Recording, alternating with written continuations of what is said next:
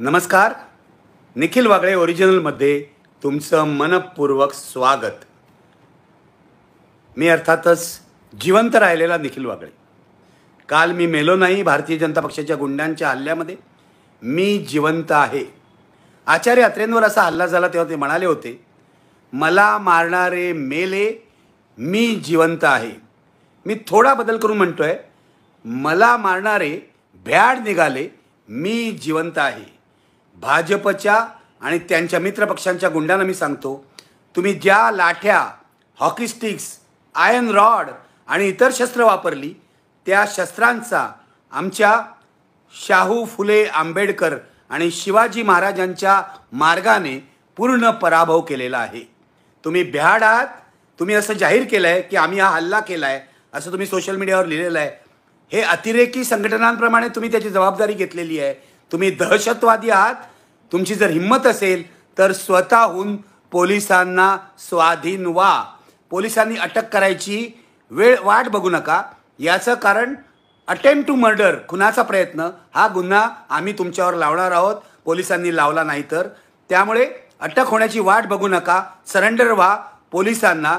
कारण तुम्ही जे कृत्य केलं आहे तो मला मारण्याचा थेट प्रयत्न आहे. खुनी हल्ला होता. कारण तुम्ही तिथे घोषणा देत होतात, वागळेला बाहेर काढा, त्याला ठार मारा वगैरे वगैरे. आणि हे सगळे व्हिडिओ उपलब्ध आहेत. त्यामुळे मी काही वेगळं सांगतोय असं नाही. तुम्ही कालची भाषणं, कालची हल्ल्याचं फुटेज बघू शकता की हे सगळं उपलब्ध आहे. मित्रो, मला तुम्हाला आज या हल्ल्याची कहाणी, आखो देखा हाल, ज्याच्यामध्ये मी एक विक्टीम होतो, मी, माझे सहकारी आणि माझ्या गाडीचा सारथी, हा जो माझ्या गाडीचा सारथी होता वैभव, हा इतका हिम्मतबाज होता की त्याच्यामुळे आम्ही वाचलेलो आहोत. बघा, एक छोटीशा गाडीमध्ये आम्ही होतो.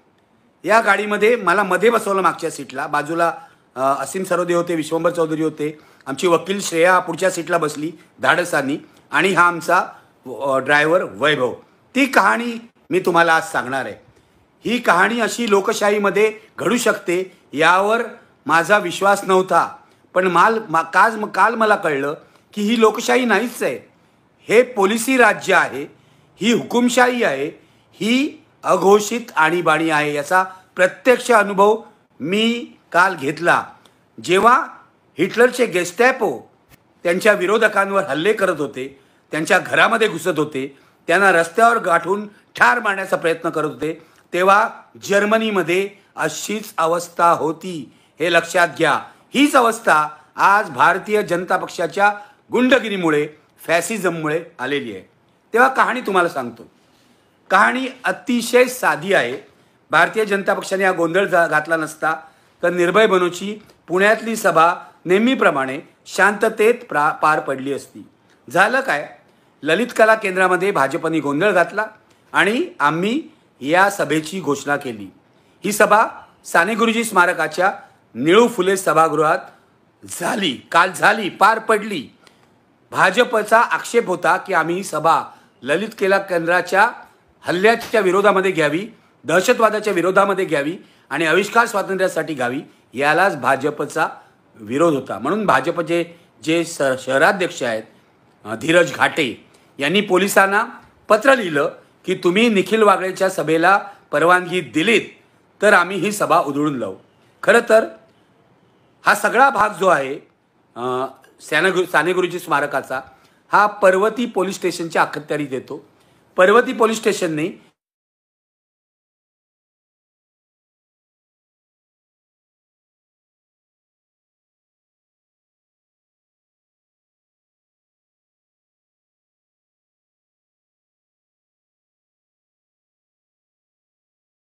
अडथळा निर्माण करू म्हणून, तरीसुद्धा त्यांनी काहीही हालचाल केली नाही. माझं असं म्हणणं आहे, पर्वती पोलीस स्टेशनचे जे सिनियर इन्स्पेक्टर आहे गायकवाड, हे भाजपला मिळालेले आहेत. हे सत्तेपुढे लोटांगण घालणारे आहेत म्हणून त्यांनी असं केलं. आणि सगळ्यात गंभीर गोष्ट त्यांनी ही केली की सभा संध्याकाळी 6 वाजता होती. ते मी असीम सरोदेच्या घरी उतरलो होतो प्रभात रोडला. तिथे आले 3:30 वाजता आणि त्यांनी असं सांगितलं की तुम्ही सभेच्या ठिकाणी जाऊ नका, तुमच्या जीवाला धोका आहे. भाजपने भरपूर निदर्शनं सुरू केलेली आहे. आधी त्यांनी मला असं सांगितलं की तुम्ही सभेत बोलूच नका. मी म्हटलं हे तर होणार नाही. सभेत बोलणं, उच्चार स्वातंत्र्य हा माझा फंडामेंटल राईट आहे, हा माझा मूलभूत अधिकार आहे. त्यामुळे मी सभेत बोलणार, याविषयी कोणतेही कॉम्प्रोमाइज होणार नाही. माझ्या सहकाऱ्यांवर, माझ्या वकिलांवर त्यांनी दडपण आणण्याचा प्रयत्न केला. त्यांनी असंही सांगितलं की तुम्ही नरेंद्र मोदी आणि अडवाणी यांच्या विरोधात काहीही बोलायचं नाही, कारण तुम्ही जे ट्विट केलं आहे त्या विरोधात आम्ही गुन्हा दाखल केला आहे. सरळ सांगतो तुम्हाला मित्र, माझं ट्विट तुम्ही वाचलं असेल, मराठीतच होतं. ट्विट असं होतं की अडवाणींना भारतरत्न देणं म्हणजे एका दंगेखोराने दुसऱ्या दंगेखोराला शाबासकी देणं. यामध्ये काय मी चुकीचं बोललो? हीच तर फॅक्ट आहे. अडवाणींच्या रथयात्रेनंतर अनेक ठिकाणी दंगली सुरू झाल्या. मोदी गुजरातच्या दंगलीला जबाबदार आहेत. सुप्रीम कोर्टाने त्यांना मोकळं सोडलंय, कारण त्यांच्या विरुद्ध पुरेसा पुरावा नाही म्हणून. ते निर्दोष आहेत म्हणून नाही. आणि जरी सुप्रीम कोर्टाने काही निकाल दिला असला तरी डॉक्युमेंटेशन ज्यांनी केलं आहे त्या सर्वांच्या मते मोदी हे गुजरातच्या दंगलीला जबाबदार आहेत आणि अडवाणींची रथयात्रा ही अशा प्रकारे धर्मांध हिंसा जी झाली त्यांच्यानंतर त्याला जबाबदार आहे. त्यामुळे माझं ट्विट जे आहे ते माझं मतही नव्हतं, ती फॅक्ट होती. पण भाजपचा आक्षेप होता मी अडवाणी आणि मोदींना दंगेखोर म्हटलं म्हणून त्यांनी, सुनील देवधरनी माझ्यावर कसा खटला घालायची मागणी केली, मला अटक करण्याची मागणी केली. याबद्दल मी एक व्हिडिओ केला आहे, तो तुम्ही बघा. झालं असं की सुनील देवधर यांच्या या मागणीनंतर हा जो भाजपचा शहराध्यक्ष आहे धीरज, हा या प्रकरणात घुसला. हा धीरज हा अट्टल गुंड आहे. त्याच्यावर गंभीर गुन्हे आहेत. तो सानेगुरुजी स्मारकाच्या जवळच्याच भागामध्ये राहतो. तरीसुद्धा पर्वती पोलीस स्टेशननी त्याच्यावर कोणतीही कारवाई केली नाही. पोलीस माझ्याकडे 3:30ला आले असीमच्या घरी आणि त्यांनी असं सांगायला सुरुवात केली की आम्ही सांगेपर्यंत तुम्ही सभेच्या ठिकाणी जाऊ नका. आम्ही सुरुवातीला ऐकलं त्यांचं. 3:30 झाले, 4:30 झाले, 6ची सभा होती, 5:30 झाले तरी ते म्हणाले आम्ही त्या लोकांना हटवतोय, अटक करतोय, तुम्ही कृपया निघू नका. आम्ही ऐकलं. 7:15 वाजेपर्यंत मी ऐकलं. लक्षात घ्या, सभा सुरू केली तिथे इतर लोकांनी. नितीन वैद्य अध्यक्ष होते, त्यांनी सभा सुरू केली. तरीसुद्धा पोलीस मला तिथून सोडायला तयार नव्हते. शेवटी मी बॅग घेतली, मी माझे सँडल्स घातले, कपडे तर आधीच घातलेले होते आणि 3:30 पासून मी अस्वस्थ होतो, कारण मला सभेच्या ठिकाणी 4 वाजता पोचायचं होतं. पोलिसांनी आम्हाला अक्षरशः हे 4 तास असीमच्या घरामध्ये हाऊस अरेस्ट ज्याला म्हणतात तसं केलं असा माझा आरोप आहे. 4 तास. मग 7:15ला माझा स्फोट झाला. मी पोलिसांवर बरसलो. मी असं म्हटलं की तुम्ही आम्हाला जर अरेस्ट करणार असाल तर आत्ताच सांगा तसं. ते म्हणाले आम्ही अरेस्ट करणार नाही. मग जाऊ द्या म्हटलं. मी निघालो तेव्हा खाली उतरून बघितलं, जिने उतरून, तेव्हा तिथे 40 स्पेशल ब्रँचचे पोलीस होते. 40, 35 ते 40 तर किमान होते. आणि त्यांनी ते माझ्या गाडीसमोर आले आणि गाडी गल्लीतून बाहेर जाऊ द्यायला त्यांनी नकार दिला. म्हणजे गुंडगिरी करतायत, गुंड धमक्या देत आहेत, त्यांना अटक नाही. मज्जाव कुणाला? तर निखिल वागळेला, की निखिल वागळेनी सभेच्या ठिकाणी जाऊ नये. आणि हे सिनियर इन्स्पेक्टर मला सांगत होते की तुम्ही सभेत भाषण करू नका, इतरांना करू द्या. मी म्हटलं हे तर चालणारच नाही, हे लोकांना मान्य होणार नाही आणि हे मलाही मान्य होणार नाही, कारण हे तुमचं कृत्य घटनाविरोधी आहे. मी त्यांना सांगितलं तुम्ही लेखी द्या मला. ते म्हणाले आम्ही लेखी देणार नाही, ही आमची सूचना आहे, सजेशन आहे. मी म्हटलं तुम्ही जगामध्ये सूचना काही करू शकता, त्या मानायच्या की नाही हा माझा प्रश्न आहे. मी निघाल्यावर घाईघाईने पोलीसच्या गाड्या आल्या, पण पोलिसनी आम्हाला संरक्षण नीटपणे दिलं नाही असं माझं म्हणणं आहे. याचं कारण मी ज्या गाडीत बसलो त्या गाडीत, ती गाडी छोटी होती. आमच्या पुढे एक मोठी गाडी होती, ती माझ्या मित्राची होती. त्याच्यात 4-5 मित्र होते, बंटी वगैरे. आणि पोलिसांची एक गाडी पुढे असायला हवी होती. पोलिसांनी सर्व गाड्या माझ्या मागे ठेवल्या बघा. म्हणजे पुढून हल्ला करायला पोलिसांनी थेट परमिशन दिली. माझं म्हणणं आहे संबंधित पोलीस अधिकाऱ्यांवर पुणे कमिशनरने कारवाई केली पाहिजे. मी पोलिसांना असं सांगितलं की तुम्ही मला सभेच्या जागी पोचू देणार नसाल तर आज रात्रीपासून मी पुणे कमिशनरच्या कार्यालयाबाहेर उपोषणाला बसीन. तेव्हा पोलिसांनी काहीतरी हालचाल केली. आम्ही निघालो. असीमच्या प्रभात रोडच्या जवळच्या घरातून आम्ही निघालो. 5 मिनिटं जाताच दगडफेक सुरू झाली. हा रस्ता पोलिसांनी दाखवलेला होता, हा रस्ता आम्ही निवडलेला नव्हता. पोलिसांना माहिती होतं की या रस्त्यावर भाजपचे गुंड दबागत धरून बसलेले आहेत. आमचा पाठलाग होत होता. दोन्ही बाजूनी सायकली होत्या आणि त्यांच्या हातात दांडुके होते. ते सतत गाडीवर दणकावत होते, मारत होते, सतत पाठलाग करत होते आणि पोलीस कोणताही हस्तक्षेप करत नव्हते. पुढे जाताना दगडफेक अधिक वाढली. मला आता पुण्यातल्या चौकांची नावं माहीत नाही, पण मी तुम्हाला सांगतो 4 ते 5 ठिकाणी हल्ला झाला. त्यानंतर आम्ही पुढे गेलो. गाडी जरा फास्ट घे म्हटलं यांच्यापासून. चौकामध्ये या भाजपच्या लोकांनी गाड्या आडव्या घालून आम्हाला अडवलं आणि गाडीवर अक्षरशः निर्घृण हल्ला चढवला. तुम्हाला सांगतो मित्रो, मी आजपर्यंत 6 ते 7 हल्ले सहन केले आहेत. माझ्या ऑफिसवर सुद्धा अनेकदा हल्ला झाला. पहिला हल्ला 19 साली झाला. शेवटचा हल्ला IBN लोकमतवर 2009 साली झाला. पण कालचा हल्ला या सगळ्यांपेक्षा वेगळा होता. कालचा हल्ला हा यापेक्षा भयानक होता. कालचा हल्ला हे एक प्रकारचं मॉब लिंचिंग होतं. आम्ही गाडीमध्ये असल्यामुळे वाचलो. आज मला मुसलमानांचं मॉब लिंचिंग होतं म्हणजे काय होतं याचा अनुभव मिळाला. मी पुढच्या चौकामध्ये आल्यावर त्यांनी हल्ला केला. ते सगळे गुंड गाडीवर चढले, बॉनेटवर चढले, पुढची काच फोडण्याचा त्यांनी प्रयत्न केला. त्यांच्या हातात हत्यारं होती, त्यांच्या हातात काठ्या होत्या, त्यांच्या हातात लाठ्या होत्या, त्यांच्याकडे अंडी होती, त्यांच्यावर काळीशाई होती. ती त्यांनी गाडीवर फेकली आणि मग पोलिसांनी आम्हाला सांगितलं. तेव्हा पोलिसांनी इंटरव्हेन केलं. पोलीस आले आणि पोलिसांनी सांगितलं गाडी रिव्हर्स घ्या, गाडी दुसऱ्या मार्गाने द्या. दुसऱ्या मार्गाने गाडी निघाली. पोलीस आमच्या बरोबर होते, पण ताबडतोब काही मिनिटातच BJPचा माप पुढे आला आणि त्यांनी पहिल्यापेक्षा अधिक भयंकर हल्ला केला. काल आमची खात्री झाली होती आम्ही मरणार. विश्वंभर चौधरी माझ्या बाजूला होते. ते सतत म्हणत होते आज आपण मरणार, आज आपण मरणार. गाडीतून बाहेर पडू नका असं मी त्यांना सांगितलं. गाडी लॉक होती, हे आमचं नशीब. गाडीचे दरवाजे जर उघडले असते त्यांनी जबरदस्ती तर आमची प्रेत तुम्हाला मिळाली असती. 5 लोकांची. समोर ती श्रेया बसली होती वकील. ती एक महिला बसली आहे. तिच्यावर तरी आपण काही करू नये हे संस्कृतीच्या गोष्टी सांगतात. पण हे सगळे ब्रिजभूषण सिंगचे अवतार आहेत. हे सगळे ब्रिजभूषण सिंगचे वारसदार आहेत. त्यांनी तिच्यावरही हल्ला करण्याचा प्रयत्न केला. पुढच्या मार्गाने पुढच्या काचेतून त्यांनी हल्ला करण्याचा प्रयत्न केला, काच फोडायचा प्रयत्न केला, ड्रायव्हरवर हल्ला करण्याचा प्रयत्न केला. पण आमचा ड्रायव्हर जो होता तो अत्यंत धाडसी होता. त्याने मला सांगितलं साहेब तुम्ही काय काळजी करू नका, ही गाडी मी घेऊन जाणार आणि तुम्हाला ज्या ठिकाणी जायचं आहे त्या हॉलमध्ये पोहोचवणार. मी तुम्हाला जाता सांगतो.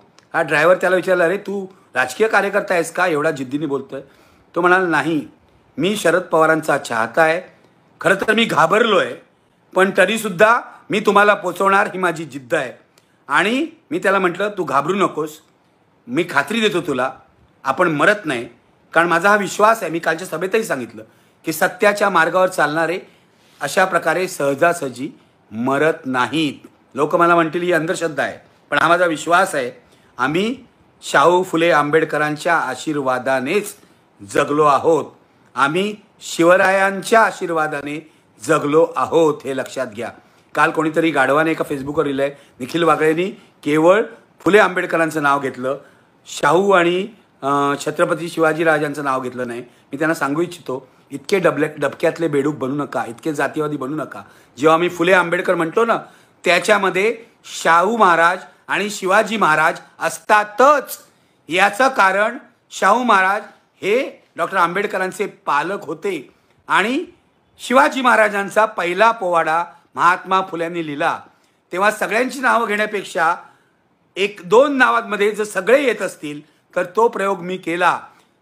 याच्यामध्ये सभेमध्ये शिवाजी महाराजांच्या घोषणा झाल्या त्याला मी प्रोत्साहन दिलं हेही लक्षात घ्या. विशेषतः हे जे जातीवादी गलिच्छ गटारातले किडे आहेत ना त्यांना मी सांगू इच्छितो भलतं राजकारण करू नका. एका माणसाला मारायला निघाले होते हे लोक. लक्षात घ्या, जरा प्रगल्भपणे वागा की मराठा जे राजे आहेत त्यांची नावं नाही घेतली असं फेसबुकवर लिहित आहेत. या माणसाला लाज वाटली पाहिजे. मी त्याला आज लिहिलंय की हा तुझा गैरसमज झालेला आहे, तू माझ्याशी बोलल्याशिवाय हे कसं लिहिलं. या माणसाला मी ओळखतोय आणि तो काय करतोय मला माहिती आहे. मी एवढाच इशारा देतो अशा प्रकारचा गलिच्छ जातीयवाद मी आयुष्यात खपवलेला नाहीये. पण मी त्याच्याकडे दुर्लक्षही करणार आहे कारण असे किडे जगामध्ये खूप असतात. असो, पुन्हा मी येतो. दुसऱ्या चौकात हल्ला झाला, अधिक भयंकर. पुढे आमच्या ड्रायव्हरनी गाडी चक्क स्मशानात घातली, वैकुंठ स्मशानभूमी. मी म्हटलं इथे गाडी का, आपण आतून जाऊ. म्हणाला इथे गर्दी असेल. त्याचं म्हणणं बरोबर होतं. वैकुंठ स्मशानभूमीमध्ये एक अंत्ययात्रा आली होती, तिचे काही सोपस्कार चाललेले होते, पण गर्दी नव्हती. त्या गर्दीतून आम्ही बाहेर पडलो, SM जोशी फाउंडेशनच्या रस्त्यावरून जायला लागलो. पुढच्या चौकामध्ये आणखी गर्दी आली. आणखी गर्दी म्हणजे ही झुंड, BJPच्या गुंडांची झुंड. आणि असीम सरोदे यांनी एकेकाला ओळखलेलं आहे. याच्यामध्ये दीपक मानकर जो गुंड पूर्वीचा, आज अजितदादांचा अध्यक्ष आहे, त्याचा मुलगा जो BJPमध्ये आहे तो होता. इतर शहरातले BJPचे जे कार्यकर्ते आहेत हे असीम सरोदे आणि विश्वंभरनी ओळखलेले आहेत. त्यांची नावं पोलिसात दिली जातील. काही जणांना पोलिसांनी जर अटका केल्या असतील असं वरवर दाखवायला, तर ती बरोबर आहेत हेही तपासलं जाईल. व्हिडिओमध्ये हे सगळे आलेले आहेत. यातल्या प्रत्येकाला अटक झाली पाहिजे आणि यांच्यावर अटेम्प्ट टू मर्डर लावला पाहिजे, खुनाचा गुन्हा 307 लावला पाहिजे अशी मागणी आहे. तो जर लावला नाही तर काय करायचं हे मी बघीन. मी काल म्हटलं या हल्लेखोरांना मी माफ करतो, तेव्हा काही लोकांना वाटलं माफ कसे करतायत. माफ म्हणजे नैतिकतेने माफ करतो. याचं कारण मी या हल्लेखोरांना माफ करतो याचं कारण ते काय करतायत हे त्यांना समजत नाही. हे वाक्य तुम्हाला कळत असेल, पण कायदेशीर कारवाई तर होणारच हे लक्षात घ्या. आणि इतका हल्ला होऊन सुद्धा आम्हाला ते घाबरवू शकले नाही. भ्याड हल्ला, फॅसिस्ट हल्ला, ही संघाची शिकवण आहे. संघ हा फॅसिस्ट आहे हे खाल संघवाल्यांनी आणि BJPवाल्यांनी सिद्ध केलेलं आहे. तिसऱ्या चौकात आणखी हल्ला झाला, पण त्यानंतर पुढे आम्हाला राष्ट्रवादीचे स्थानिक नेते प्रशांत जगताप यांची फौज येऊन भेटली त्या सिग्नलजवळ. आणि त्यांनी RSS वाल्यांना, BJPवाल्यांना, गुंडांना सरळ अंगावर घेतलं. एक भक्ती कुंभार नावाची कार्यकर्ती, तुम्हाला व्हिडिओ दिसत असेल, पिवळा ड्रेस घातलेली, ही बाई म्हणजे रणरागिणी निघाली. ती रस्त्यावर उतरून त्यांच्याशी झुंजत होती. आमचा बंटी हाही तो तसा मुसलमान आहे, त्याची जिम आहे तिथे, आणि जिम असल्यामुळे आणि जिमवाला असल्यामुळे तो असा तगडा आहे. त्याने अंगावर घेतलं लोकांना बाहेर पडून आणि आम्हाला वाचवलेलं आहे. मी खरंच ऋणी आहे या सर्वांचा, ज्यांनी आम्हाला वाचवलं. सगळ्यांची नावं मी घेऊ शकत नाही, अनेकांना मी ओळखत नाही, पण तुम्हाला सांगतो तुमच्यामुळे मी आज जगलेलो आहे. भक्ती, मी तुझा कृतज्ञ आहे. प्रशांत जगताप, मी तुमचा कृतज्ञ आहे. बंटी, मी तुझा कृतज्ञ आहे. तुमच्यामुळे हे जीवदान मला मिळालेलं आहे. आणि आमचा जो वैभव, आमचा जो सारथी होता, त्याचे तर असंख्य उपकार आहेत माझ्यावर, कारण त्यांनी गाडी ज्या पद्धतीने चालवली ती पद्धत एकदम धोकादायक होती. पण त्यावेळेला गाडी पुढे जाणं आवश्यक होतं, नाहीतर आम्ही मॉब लिंचिंगचे बळी झालो असतो. पुढेही चौथ्या चौकात BJPवाले आले. अगदी आम्ही सानेगुरुजी महाराजांच्या गेटवाशी पोचलो तेव्हा सुद्धा त्यांनी एक हल्ला केला आणि मागची काच जी आहे ती फोडून टाकली. ती पूर्ण फुटल्यावर त्याच्यामधून आतमध्ये त्यांनी हॉकी स्टिक्स घालून मला मारायचा प्रयत्न केला. त्यामध्ये असीम सरोदे जखमी झाले, त्यांच्या डोक्याला काच लागली हे लक्षात घ्या. एका वकिलाच्या गाडीतून आम्ही जात होतो, तिच्यावर त्यांनी हल्ला गेलेला आहे. या लोकांना कायद्याचं काही पडलेलं नाही हे सिद्ध झालंय. मी पुणे पोलिसांना सांगतो, यांच्यावर जर तुम्ही कारवाई नाही केली, मला असं ऐकू येत आहे की ते कारवाई माझ्यावरही करणार, त्यांच्यावर. माझ्यावर काय करायची ते करून घ्या. निखिल वागळेने आयुष्यात कोणता गुन्हा केलेला नाही आहे, काही केलेलं नाही, 55 खटल्याला तोंड दिलेलं आहे. पण त्यांना जर तुम्ही पकडलं नाही तर निखिल वागळे पुन्हा पुण्यात येऊन सत्याग्रह करेल, उपोषण करेल आणि मग या सरकारच्या तोंडचं पाणी पळेल हे लक्षात घ्या. आणि या गुंड BJPवाल्यांना, या अतिशय क्रिमिनल अशा BJPवाल्यांना, ज्यांनी माझ्या खुनाचा, असीम सरोदे, विश्वंभर आणि या सर्वांच्या खुनाचा प्रयत्न केला, त्यांच्यावर तुम्हाला 307 लावावंच लागेल. गाडी सानेगुरुजी स्मारकात पोचली तेव्हाही BJPवाले तिथे घुसले आणि गाडीवर त्यांनी पुन्हा हल्ला केला. पूर्ण काचा फुटल्या गाडीची. आणि गाडीची काय अवस्था आहे तुम्ही फोटोतून पाहू शकता. आम्ही काल वाचलो हा निव्वळ चमत्कार आहे. मला असं वाटतं, मी अंधश्रद्धाळू नाही, उगाच नसते वाद घालू नका, पण माणसाच्या आयुष्यात कधी नियती अशा काही गोष्टी घडवते. विजय तेंडुलकर म्हणायचे की परमेश्वरावर माझा विश्वास नाही, पण नियतीवर माझा विश्वास आहे. तसाच नियतीवर माझा विश्वास आहे. इतक्या हल्ल्यातून मी वाचलो, तर हा जो मागे माझ्या पाठीशी बुद्ध आहे ना, तो मला वाचवतोय असं मला वाटतं. बुद्ध माझा मार्गदाता आहे असं मला वाटतं. बुद्धाच्या तत्वज्ञानावर माझा विश्वास आहे. तो जोपर्यंत माझ्या पाठीशी आहे तोपर्यंत मला कोणी मारू शकत नाही ही माझी श्रद्धा आहे. या श्रद्धेमुळेच मी विश्वंभर आणि असीमला सांगत होतो, काळजी करू नका, आपण मरत नाही. आपण एक वेळ जखमी होऊ, पण आम्ही खाली डोकी केली, डोक्यावर हात ठेवला आणि आमची डोकी वाचवली. मी या गुंडांना सांगतो, जोपर्यंत आमची डोकी शाबूत आहेत ना, तोपर्यंत तुमचं काहीच चालणार नाही. तुमचा बाहुबलाचा पराभव आम्ही बुद्धिबळानं करणार आहोत. जो काल झाला, बीजेपीवाल्यांना सभा उधळायची होती, ती त्यांना उधळता आली नाही. पोलिसांनाही त्यांच्याशी संगनमत केलं, तरी सुद्धा सभा यशस्वी झाली. हॉल गच्च भरलेला होता. अगदी रोहितदादा पवार सुद्धा खाली बसून सभा ऐकत होते. हे जे तुमचं प्रेम आहे ना सर्वांचं, हे अद्वितीय आहे, हे असामान्य आहे. हे माझ्यावरचं प्रेम नाही व्यक्तीवरचं, हे मी जो विचार मांडतोय त्याच्यावरचं प्रेम आहे. जो माणूस लोकशाहीसाठी बोलतोय, ज्या माणसाने 45 वर्ष पत्रकारिता केली आहे, ज्या माणसाचं वय आता 66 आहे, अशा माणसावर तुम्ही हल्ले करताय, हा तुमचा डरपोकपणा आहे. भारतीय जनता पक्षाला वाटतंय की आपण सत्ताधारी आहोत, पण सत्ताधारी आणि हुकुमशाह सर्वात डरपोक असतात, हे लक्षात घ्या. या हल्ल्याची संपूर्ण जबाबदारी ही गृहमंत्री देवेंद्र फडणवीसांची आहे. माझं असं म्हणणं आहे, हा हल्ला त्यांच्याच प्रेरणेने आणि त्यांच्याच आदेशाने झाला आहे असा माझा आरोप आहे. हा जाहीर आरोप मी करतोय. याचं कारण पुणे शहरात एवढी गंभीर घटना देवेंद्र फडणवीस यांच्या ग्रीन सिग्नलशिवाय घडवू शकत नाही. देवेंद्र फडणवीसांवर अलीकडे मी खूप टीका केलेली आहे. त्यांना खलनायक म्हटलेलं आहे, त्यांना सर्वात खराब गृहमंत्री म्हटलेलं आहे. त्यामुळे त्यांनी चिडून आपल्या या गुंडांमार्फत माझा खून करण्याचा प्रयत्न केला असा माझा आरोप आहे. असं होणार आहे हे मी त्यांना आधी कळवलं होतं. भाजपने धमकी दिली आहे, याचा व्हॉट्सॲप मी त्यांना पाठवला होता. दरवेळेला ते माझ्या व्हॉट्सॲपला उत्तर देतात, या वेळेला त्यांनी उत्तर दिलं नाही. हे सुद्धा अगदी लक्षणीय आहे, नोंदणीय आहे असं मला वाटतं. देवेंद्र फडणवीस, मी तुम्हाला सांगू इच्छितो, तुम्ही असं विधान केलं की निखिल वागळे तारतम्य सोडून लिहितात म्हणून हा हल्ला झाला. हल्ल्याचा मी निषेध करतो. गुन्हेगारांनी असा निषेध करायचा नसो. तुम्ही गुन्हेगार आहात, तुम्ही जबाबदार आहात हल्ल्याला. आणि तुम्ही जेव्हा 2014 पूर्वी विरोधी पक्षनेते होतात, तासनतास माझ्या स्टुडिओत बसत होतात, इंटरव्ह्यूमध्ये देत होतात, तिथे चर्चेत भाग घेत होतात, तेव्हा मला तारतम्य होतं काय? आता तुमच्यावर टीका करायला लागलो तर मला तारतम्य नाही. लोकांना कळत नाही असं वाटतं काय तुम्हाला? आणि तुमचे हे सगळे बीजेपीचे गुंड आणि बीजेपीचे ट्रोल्स आज दिवसभर माझ्या विरुद्ध लिहित आहेत, मी याची पर्वा करत नाही हो. तुम्ही एक दिवस खड्ड्यात जाणार आहात. तुमचं सरकार खड्ड्यात जाणार आहे. तुमचं अधपतन झालेलं आहे राजकीय. तुम्ही अगदी खालच्या पायरीवर उतरत आहात आणि तुम्ही हिंसेचा मार्ग वापरत आहात. जो हिंसेचा मार्ग वापरतो तो हिंसेच्याच मार्गाने संपतो. हे हिटलरच्या उदाहरणावरून तुम्हाला लक्षात येईल. हिटलरला शेवटी आत्महत्या करावी लागली होती. कोणी आत्महत्या करावी असं माझं म्हणणं नाही, पण हा मी इतिहास सांगतोय. तुमचे ही जी पापं वाढलेली आहेत ना महाराष्ट्रात 14 पासून आजपर्यंत आणि विशेषतः 19 पासून पुढे, ही महाराष्ट्रातल्या जनतेला आवडत नाही आहेत. अनेक संघवाल्यांनी, अनेक भाजपवाल्यांनी आज फेसबुकवर असं लिहिलेलं आहे, निखिल वागळे आणि विश्वंभर चौधरी यांचे विचार आम्हाला आवडले नाहीत, पण अशा प्रकारे त्यांच्यावर हल्ला करणं, त्यांचा खुनाचा प्रयत्न करणं हे निषेधार्ह आहे. हे तुमच्याच भाजपवाल्यांनी लिहिलेलं आहे. तुमच्या भाजपमध्ये आता 3, 4, 5 गट झालेले आहे. त्याच्यामधला एक गट हा मवाळपणे वागतो, त्यांनी ते लिहिलेलं आहे. बाकी सगळे गुंडच भरलेत तुम्ही. दीपक मानकर, त्याचा मुलगा, त्याच्याबरोबर तुमची मैत्री आहे. तुम्ही तुमच्या सेममधून गुंडांचं मॉनिटरिंग होतं, हे मी गेल्या वेळेलाच बोललो होतो. तुम्ही एक तुमच्या शिंदेनी एक ऑफिसर नेमलेला आहे, पोलीस ऑफिसर माजी प्रदीप शर्मा, या गुंडांचं मॉनिटरिंग करण्यासाठी. गुंड मंत्रालयात जाऊन CM, डेप्युटी CM यांना भेटतात. गुंड वर्षावर सतत संचार करतात.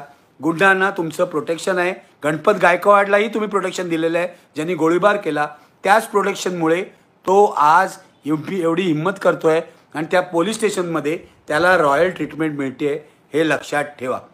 तेव्हा या सगळ्या पापाची जबाबदारी 5 घटना घडलेल्या आहेत महाराष्ट्रामध्ये. मी सांगतो, पहिल्यांदा शरद मोहोळचा खून झाला, त्यानंतर गणपत गायकवाड, त्यानंतर अहमदनगरला जे 2 वकील दाम्पत्य होतं त्यांच्यावर हल्ला झाला, त्यांच्यावर अपहरण करण्यात आलं आणि त्यांचा खून करण्यात आला. याला कोण जबाबदार आहे हे तुम्हीच सांगा. आणि काल माझा आणि माझ्या सहकाऱ्यांचा खून करण्याचा प्रयत्न थेट पुणे शहरामध्ये करण्यात आला. लक्षात घ्या, ज्योतिबा फुले आणि सावित्रीबाई फुले यांचं शहर आहे, शिक्षणाच्या प्रकाशाचं हे शहर आहे. आज हे गुंडांचं शहर बनलं आहे. पुणेकरांनो, कृपया जागे व्हा आणि महाराष्ट्रातल्या प्रत्येक सुजाण नागरिकाला मी आवाहन करतो, प्रत्येक शहराची गुंडांमुळे ही अवस्था आहे. प्रत्येक शहरात गुंड हेच राजकारणी बनलेले आहेत. तेव्हा आता पुढच्या निवडणुकीमध्ये आपण अशा प्रकारच्या या गुंडांना हरवूया, कृपया हरवूया, या गुंडांचा पराभव करूया. सत्ताधाऱ्यांचे गुंड अधिक वाईट असतात, मला माहिती आहे. विरोधी पक्षाकडे पण काही गुंड आहेत, पण विरोधी पक्षाचे गुंड सत्तेत आल्यावर अधिक पुंड होतात. माझं म्हणणं आहे, आजचे जे सत्ताधारी आहेत, महायुतीचं सरकार, हे अशा प्रकारे पूर्णपणे क्रिमिनलायझेशन झालेलं सरकार आहे. देवेंद्र फडणवीस हे सर्वात वाईट गृहमंत्री आहेत. त्यांनी माझ्या खुनाचा कट केला आहे असा माझा आरोप आहे.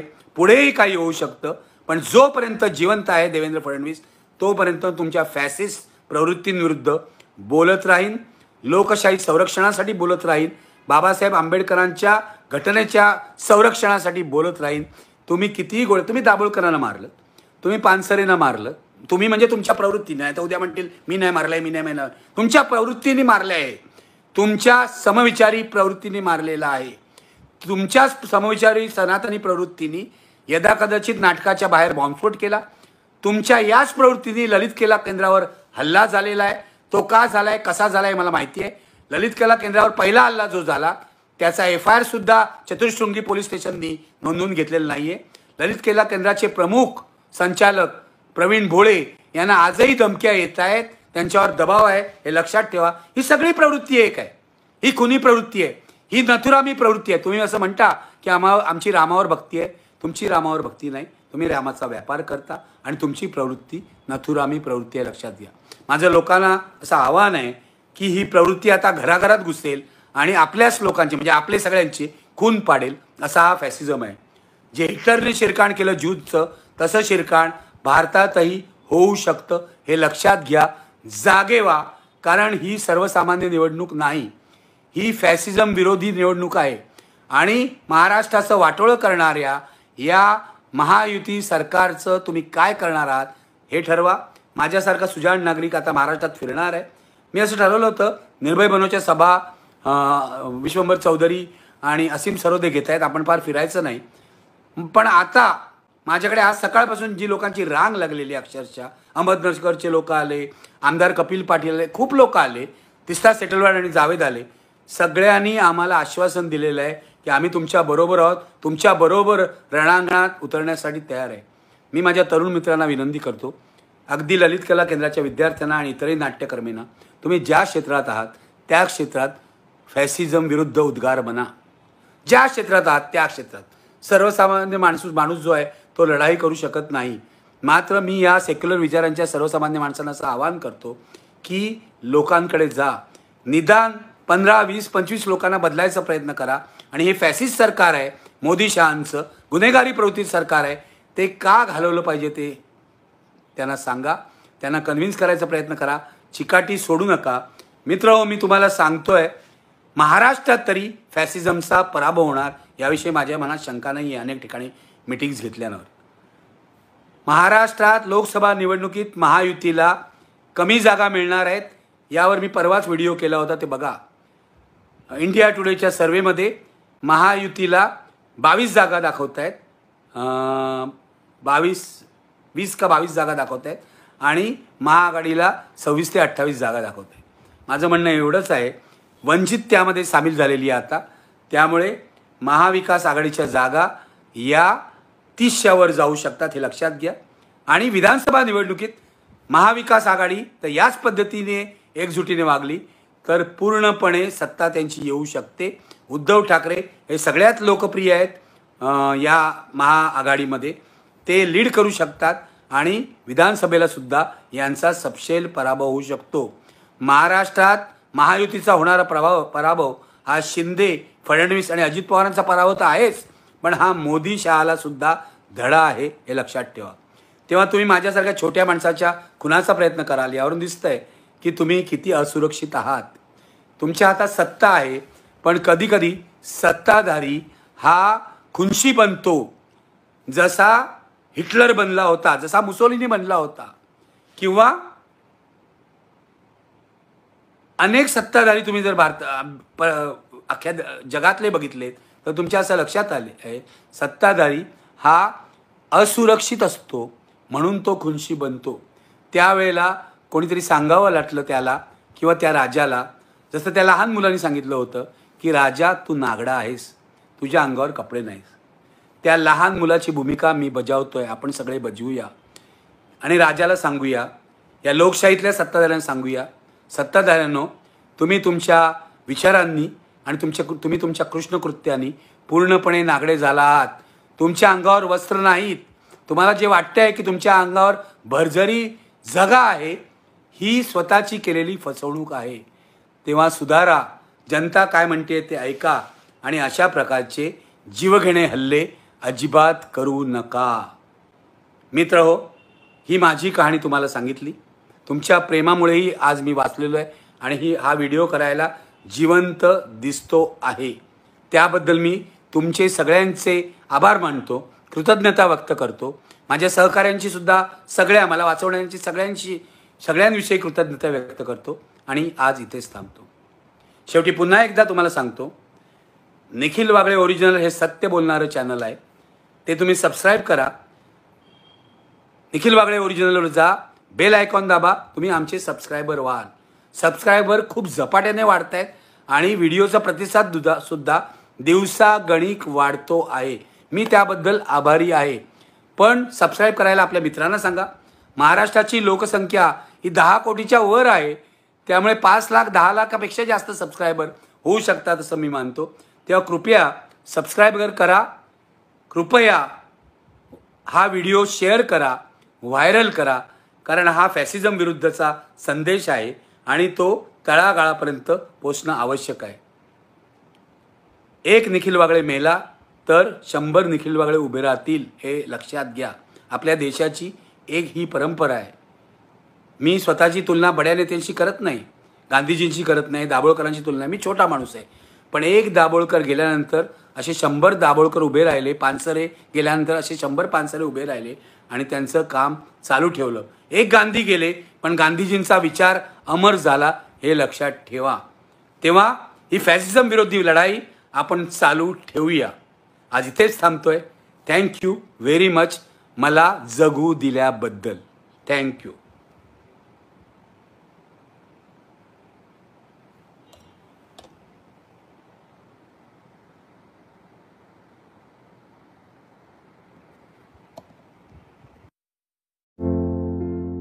आमच्या लोकजनसेवा चॅनलला लाईक करा, शेअर करा, सबस्क्राईब करा.